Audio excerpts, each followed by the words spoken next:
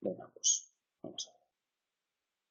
Bueno, entonces en este tema vamos a ver, digamos, como un sistema de memoria diferente. Porque estamos acostumbrados, si te fijas, a enfocar la memoria como algo que tiene que ver con el recuerdo del pasado, ¿no? Y este es el tema en el que enfocamos la memoria, pero hacia los eventos que tienen que ver con el futuro. Bueno, pues vamos a ver los tipos de memoria prospectiva que hay, cómo se puede evaluar, cuáles son los modelos teóricos de comprensión, dónde se ha estudiado más la memoria prospectiva, ¿no? Pues en el laboratorio, en el trabajo, y luego en la vida cotidiana, y luego algunas notas sobre neurociencia, sobre la base biológica. Así que, como te decía, normalmente hemos visto la memoria enfocada hacia el pasado, ¿no? Pero en el caso de la memoria prospectiva vamos a hablar de planificar acciones, de retenerlas en la mente, ¿no? Le tengo que dar la toma a esta hora.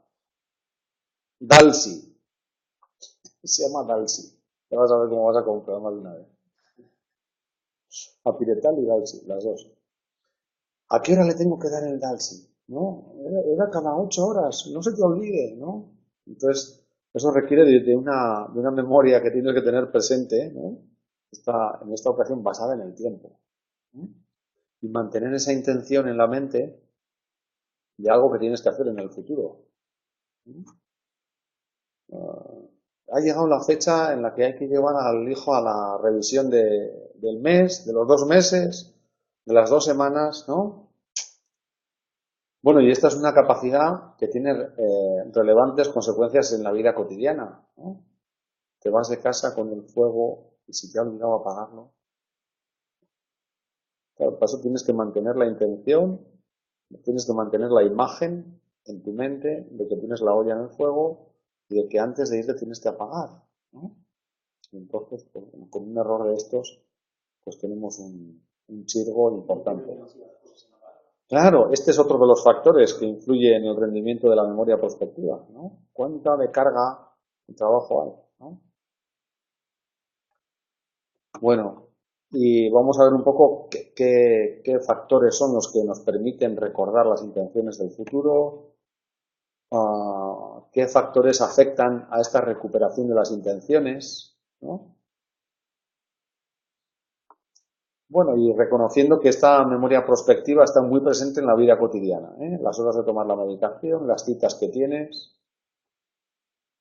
qué materiales tienes que preparar para ir al trabajo, qué es lo que necesitas para esa sesión, ¿no? Lo que sea. Y también dándonos cuenta de que los fallos en la memoria prospectiva son muy frecuentes, ¿eh?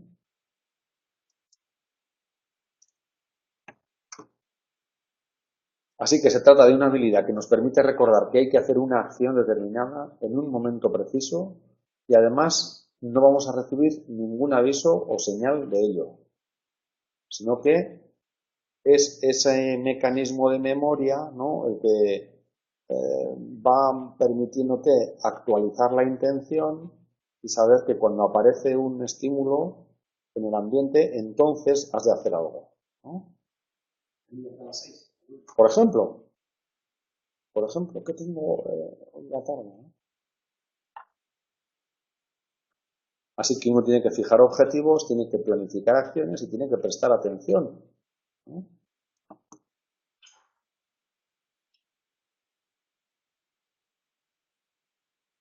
En un momento complicado que pasé yo hace unos años, se me olvidó ir a la boda de una amiga, ¿sabes? Yo tenía en mi mente, ¿eh? Quería ir. Era un muy buen amigo, pero tenía en mi mente en un momento pues con mucho barullo vital y mental. Y de repente dije, "Cachis, pues ahí la memoria prospectiva, ¿no?". Pues 25 años después me lo sigue recordando. Así que fíjate, ¿no? Tenemos aquí la memoria prospectiva y la memoria retrospectiva. La memoria prospectiva es una memoria de acciones que vamos a realizar con posterioridad y la retrospectiva es la memoria de lo ocurrido en el pasado. ¿Mm? Si las comparamos, pues por una parte, con la prospectiva, el sujeto no tiene claves externas que ponen en marcha la conducta, ¿no? Y en la retrospectiva se desencadena normalmente en las pruebas de memoria explícita, por ejemplo, a través de preguntas que sirven como clave externa, ¿no? ¿Dónde has estado esta mañana? ¿No? La prospectiva está centrada en el futuro y la retrospectiva está centrada en el pasado. La prospectiva está centrada más en el cuándo. ¿Cuándo tengo qué? ¿No? Y sin embargo la retrospectiva está más centrada en los contenidos. ¿Qué es lo que has hecho esta mañana? ¿No? Y la prospectiva tiene un menor contenido informativo que la retrospectiva, ¿no? La retrospectiva es recordar información del pasado y la prospectiva pues tiene que ver más con hacer una acción, ¿no? Bueno, y entonces hay básicamente dos tipos principales de memoria prospectiva. Una que es la basada en eventos y otra que es la basada en el tiempo. La basada en el tiempo sería la de darle a tu hijo o a tu hija cuando se agarre los primeros mocos, ¿no? O le duelan los oídos las primeras veces, pues el DALSI cada 3 horas. ¿Mm? Y la atención que, ay, ya, no se te olvide, ¿no? Estás muy atento a esto, ¿no? Y es una acción que haces basada en el tiempo. Y la otra memoria prospectiva es la basada en eventos, ¿no? Cuando aparezca esta situación, entonces tienes que hacer A, B, C, lo que sea, ¿no? Bueno, habría también otras actividades en las que bueno, está implicada la memoria prospectiva, ¿no?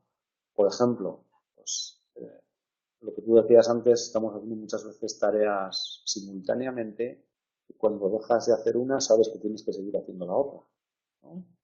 Pues esto es un escenario altamente vulnerable para los errores. Cachis, ¿cómo se me ha podido ocurrir, olvidar, ¿no? O la memoria prospectiva también está implicada en hacer tareas secuenciales, ¿no? Primero tienes que hacer esto y después lo otro. Imagínate lo que sería pues hacer una receta de cocina, ¿no? Primero tienes que hacer una cosa y cuando esté hecha esa cosa, cuando esté la cebolla bien pochada, entonces tienes que echar las otras cosas, ¿no? Pues esto lo tienes que tener en mente, ¿no? O sustituir una acción habitual por una atípica. Tienes que, en vez de ir al trabajo a las 7:30 de la mañana, ese día tienes que ir al médico, ¿no? ¿Y cuántas veces nos descubrimos en cachis, ya iba camino del trabajo, ¿no? O volver a manejar o volver a la tarea que estabas haciendo antes de una interrupción, ¿no? Bueno, pues serían otras variedades de memoria prospectiva. Pero las fundamentales, las más estudiadas son las basadas en eventos y las basadas en el paso del tiempo.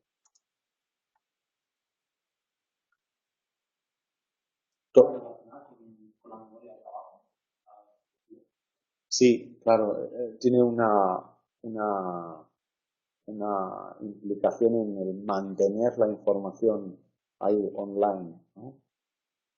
Está. Eso es, ¿no? La memoria de trabajo está muy implicada en gran parte de la actividad mental consciente que hacemos. Bueno, todas las variantes de memoria prospectiva requieren una fase de codificación donde se crea la intención de hacer algo, ¿no? Tengo que darle la medicación a mi hijo cada tres veces al día, cada 8 horas, y hay una retención de esa intención, ¿no? y después 3 veces al día tienes que recuperar esa intención y hacer la acción, tanto en la basada en el tiempo como en la basada en eventos. Bueno, la basada en eventos ha sido mucho más estudiada, ¿eh? Por ejemplo, cuando sea miércoles tienes que llamar a no sé quién, ¿vale? Esto es lo que hacían los experimentadores con sus sujetos experimentales, ¿no? Pedirles que llamaran al experimentador, por ejemplo, varias veces a la semana. Entonces, se han hecho bastantes protocolos de investigación con este paradigma, ¿no? Pues con medidas repetidas, pues manipulando las condiciones y el diseño de los estudios. Y siempre el diseño base era tener a los sujetos haciendo una tarea, pues que podría ser, imagínate, leer un texto y diciéndoles en el momento en que aparezca una palabra determinada, entonces tienes que apretar una palanca o apretar un botón, ¿no? Y también se han diseñado cuestionarios de autoevaluación para la memoria prospectiva, ¿no? Tienes ahí un ejemplo de cuestionario en la página 338, 339, con algunas cuestiones que suelen ser, bueno, típicas de la memoria prospectiva. Repetir la misma historia a la misma persona en diferentes ocasiones, ¿no? Cuando dice, pero si esto ya me lo habías contado antes, ¿no? Y se ha observado que en estos cuestionarios de memoria prospectiva hay como 3 factores principales, como 3 tipos de dimensiones que están subyaciendo en estos factores, en estos cuestionarios, ¿no? Que es una dimensión como de memoria general, episódica, otra dimensión de memoria retrospectiva y otra dimensión de memoria prospectiva, ¿no? Porque en realidad no hay una separación tan clara como lo hacemos a la hora de explicar las cosas entre memoria retrospectiva y memoria prospectiva.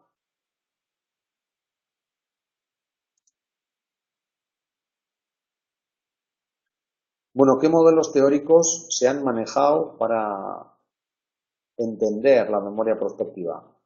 Pues por una parte, un modelo teórico que, digamos, es como poco dependiente o menos dependiente del funcionamiento atencional, ¿no?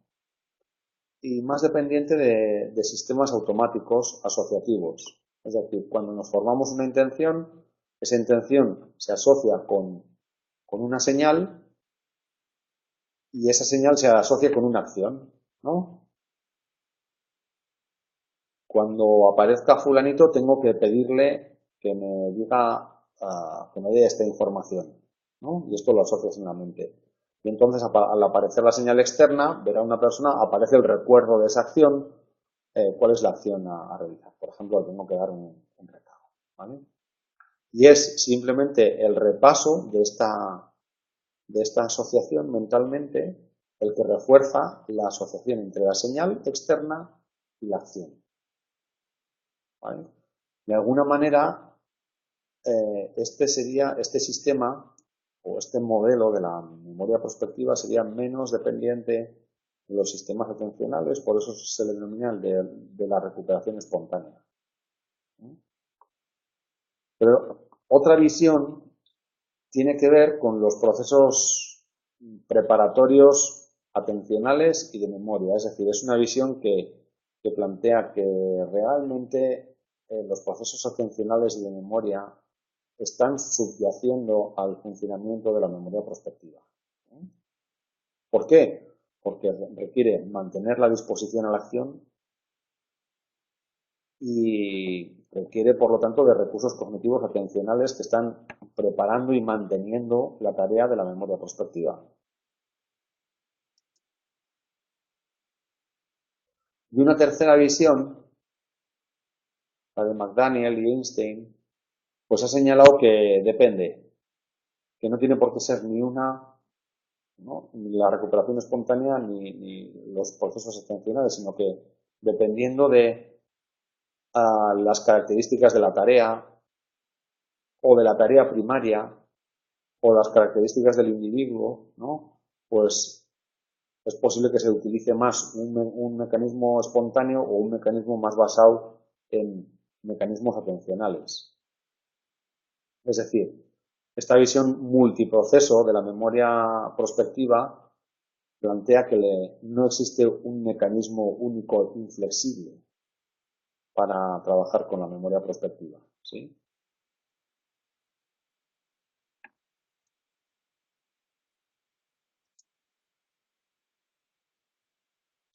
Entonces, fíjate, un poquito después plantean una tabla en la que pues plantean que hay diversas condiciones de la tarea, tienes ahí en la primera columna. Hay algunas condiciones de la tarea relacionadas con la actividad que se está realizando que pueden favorecer o una recuperación espontánea aquí o una recuperación más que requiera de procesos atencionales y de monitorización. ¿Ves la diferencia?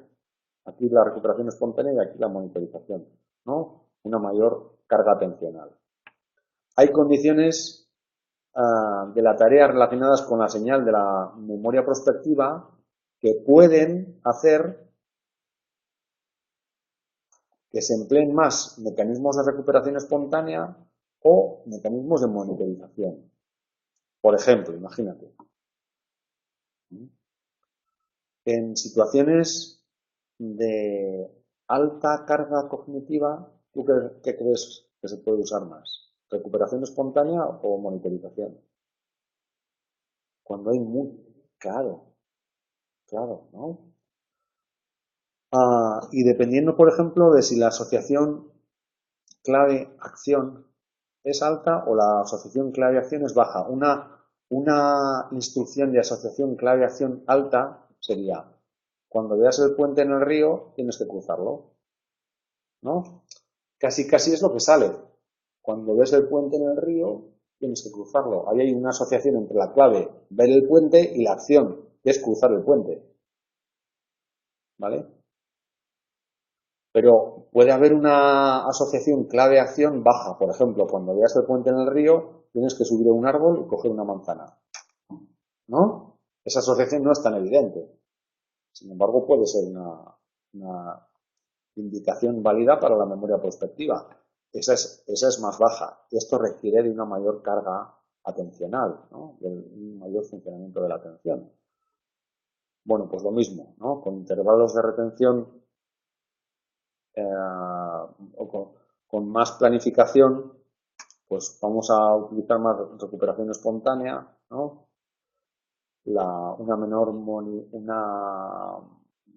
Los procesos de monitorización se emplean con una menor planificación. Bueno, los contextos en los que se ha estudiado la memoria prospectiva, un contexto principal es el del laboratorio.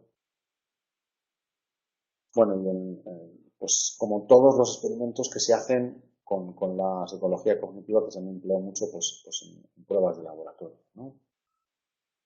Por ejemplo, pues evaluando el porcentaje de acciones realizadas cada vez que aparece la clave indicada. Cuando aparezca una letra mayúscula, pues tienes que hacer no sé qué cosa, ¿no? Esta sería basada en eventos, ¿eh?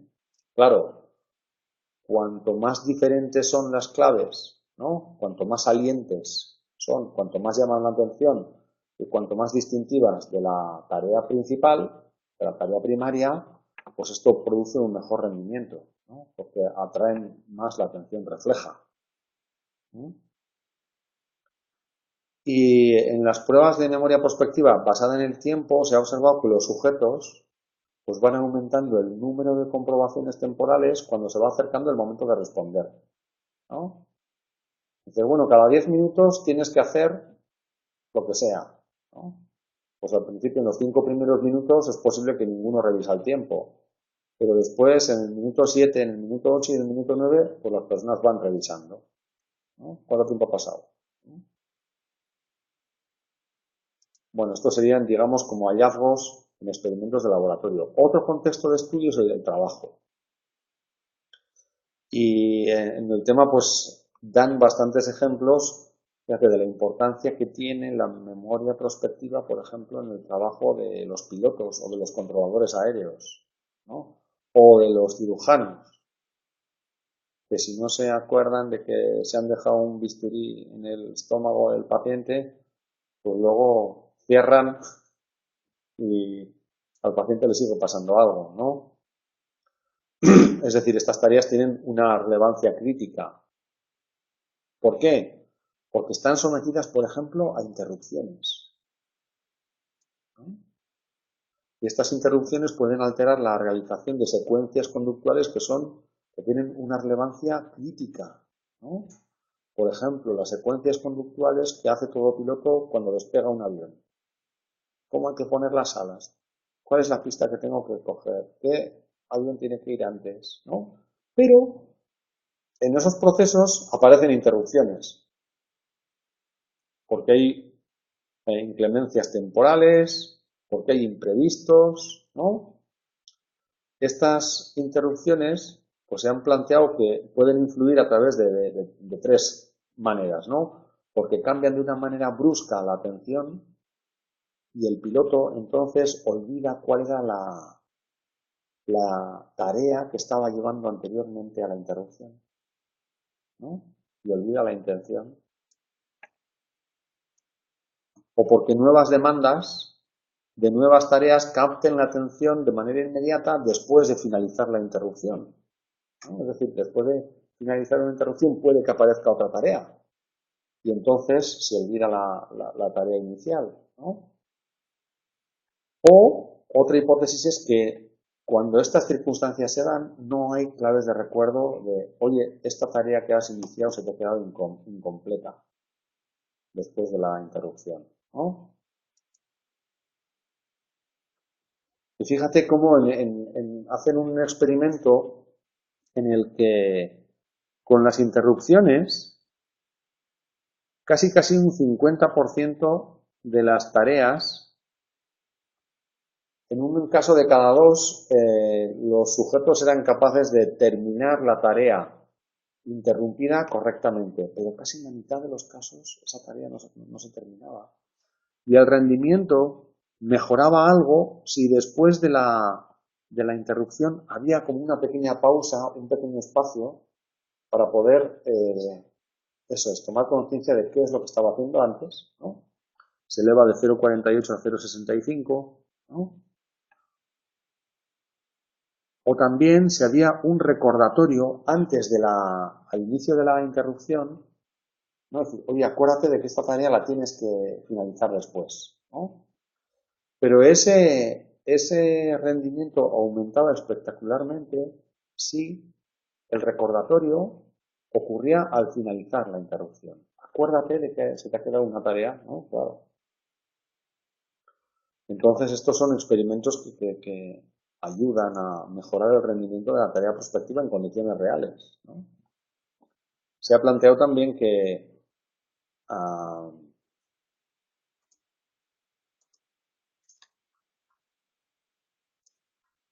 además de las interrupciones, se han estudiado la ausencia de claves, ¿no? Que digan que hay que finalizar las tareas habituales. O la captación de hábitos, ¿no? Muchas veces hacemos una acción novedosa y la hacemos de forma errónea. ¿Por qué? Porque estamos siguiendo hábitos de conducta que están muy arraigados. Tenía que irme al médico, pero me estoy yendo al trabajo como todos los días, ¿no? Porque nuestra conducta la ha captado esas señales que indican que hay que hacer lo que uno hace cotidianamente, ¿no? Y ya hemos aprendido a hacer de una manera automática a través de hábitos, ¿no? Y también los escenarios de multitarea, ¿no? Este es un escenario muy frecuente en el que se facilita el olvido de la intención de hacer una secuencia, ¿no? Cuando estamos trabajando con varias tareas a la vez. Bueno, Un tercer ámbito de estudio es la vida cotidiana. Y aquí se ha observado que, por ejemplo, con pacientes ancianos que tienen que tomar medicación varias veces al día, por ejemplo, diabéticos, utilizar procesos automáticos, es decir, ensayar una conducta y ensayarla muchas veces, es un mecanismo que mejora la toma de la medicación. A este empleo de los procesos automáticos le han denominado implementación de intenciones, ¿no? Y esta implementación de intenciones, que sería, imagínate cuáles son las cosas que haces cuando te tienes que tomar la medicación, ¿no?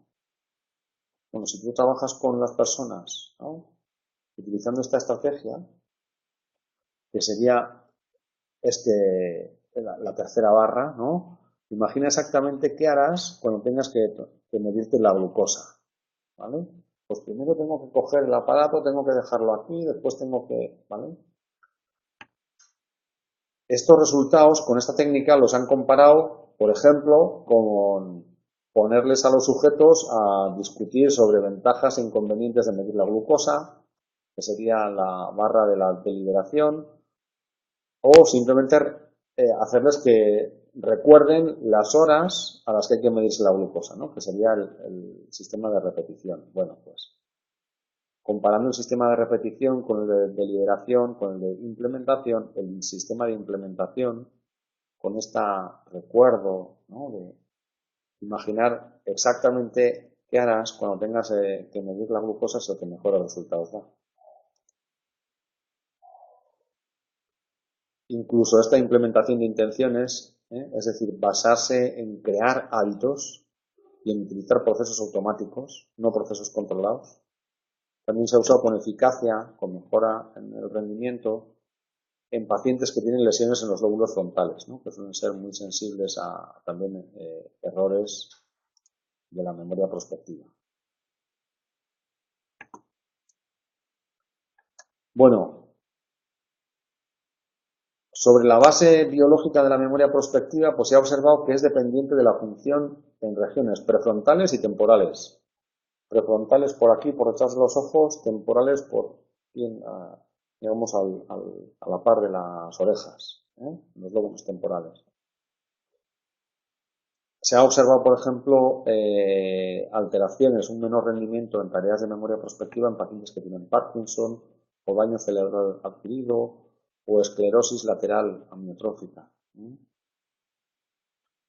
Y se ha observado también que el cerebro trabaja diferente